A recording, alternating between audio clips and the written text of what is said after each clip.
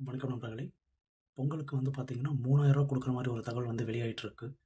3000 அதுக்கப்புறமா பிளஸ் ஒரு 1000 மகளிர் உரிமை தொகை அப்படின்னு சொல்லிட்டு, மொத்தம் ரூ. 4000 ஆயிடுச்சு. ஏன்னா, போன வருஷம் வந்து பொங்கலுக்கு எதுவுமே தரல. ஏன்னா, இந்த வருஷம் தானே ஓட்டு இருக்கு. அதனால வந்து ஒரே டைம் வந்து காசு குடுத்தோம்னா, மக்கள் வந்து ஏன்னா லாஸ்ட் டைம் வந்து எடப்பாடி அவர்கள் இருக்கும்போது ரூ. 2000 குடுத்தாங்க.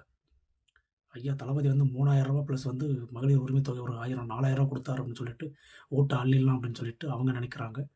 ஆனா, அது ஒரு ஒரு தப்பான கணக்கு. நீங்க எவ்வளோ காசு குடுத்தாலுமே மக்கள் வாங்கிப்பாங்க. சிந்தித்து அவர்கள் யாருக்கு ஓட்டு போடணும் அப்படின்னு சொல்லிட்டு அவங்க தெளிவா இருக்காங்க. நீங்க காசு குடுத்து ஓட்டு வாங்கலாம்னு நெனச்சீங்கன்னா, காசு அவங்க வாங்கிப்பாங்க. ஆனா, ஓட்டு உங்களுக்கு கிடையாது. அதில வந்து மக்கள் ரொம்ப தெளிவா இருக்காங்க. ஏன்னா, மக்கள் வந்து என்னென்ன நடக்குது அப்படின்னு சொல்லிட்டு நம்ப நீங்க வந்து சொல்லலைனாலும் எங்கள மாரி பல பேர் வந்து சொல்லிட்டு தான் இருக்காங்க. ஸோ, அதனால மக்கள் தெளிவான ஒரு பாதையை நோக்கி அவர்கள் வந்து பயணித்துக் கொண்டிருக்கிறார்கள். அந்த பாதையில் நீங்கள் எவ்வளவு வந்து இது பண்ணாலுமே, அதை வந்து எடுக்கும் பொருளாக இருந்தால் எடுத்துக்கொண்டு, வேண்டாத பொருட்களை வந்து விலகிவிட்டு, அந்த பாதையில வந்து அவங்க சென்று கொண்டே இருப்பார்கள். ஒரு தளபதியின் ஒரு வெற்றி பாதைக்கு அது ஒரு நல்ல ஒரு வழிவகுக்கும்.